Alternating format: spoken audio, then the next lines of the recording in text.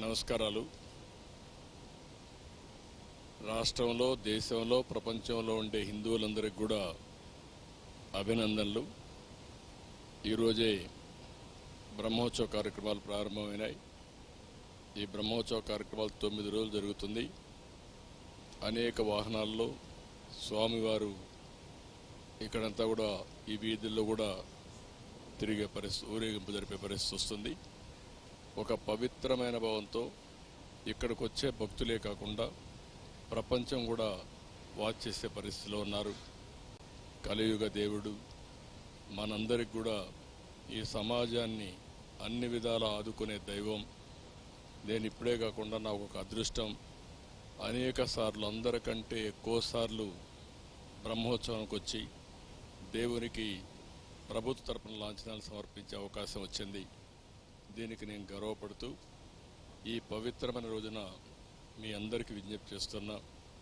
ఈ 9 రోజుల్లో ఒక 15 లక్షల మంది భక్తులు ఇక్కడికి వస్తారు. ఈ 15 లక్షల మందికి ఎలాంటి ఇబ్బంది లేకుండా టీటీడీ మేనేజ్మెంట్ అయితే అన్ని కార్యక్రమాలు చేపడుతున్నారు. ఇక్కడ వసతి కానీ, పరిశుభ్రత కానీ, వచ్చిన వాళ్ళని అన్ని విధాలా జాగ్రత్తగా చూసుకునే విధంగా అన్ని కార్యక్రమాలు సుజావుగా జరుగుతాయి. దేవుని దయ వల్ల ఇక్కడ అందరం కూడా మనం ఒక సేవకుల మారిగా పనిచేసి ఈ భక్తిని ప్రతిబింబించే విధంగా ఇక్కడ గోవింద గోవింద నామస్మరణం తప్ప ఇంకోటి ఏమీ ఉండకుండా మనం చూసుకోవాల్సిన బాధ్యత మనందరిపైన ఉంది.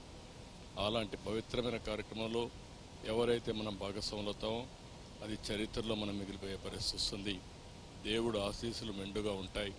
ప్రతి ఒక్కరు కూడా ఇక్కడికి వచ్చినప్పుడు ఒక పవిత్రతను పాటించవలసిందిగా మరొక్కసారి కోరుకుంటూ టీటీడీ మేనేజ్మెంట్ చేసే కార్యక్రమాలకి పూర్తిగా సహకరించవలసిందిగా మరొక్కసారి విజ్ఞప్తి చేసుకుంటూ అందరికీ నమస్కారాలు.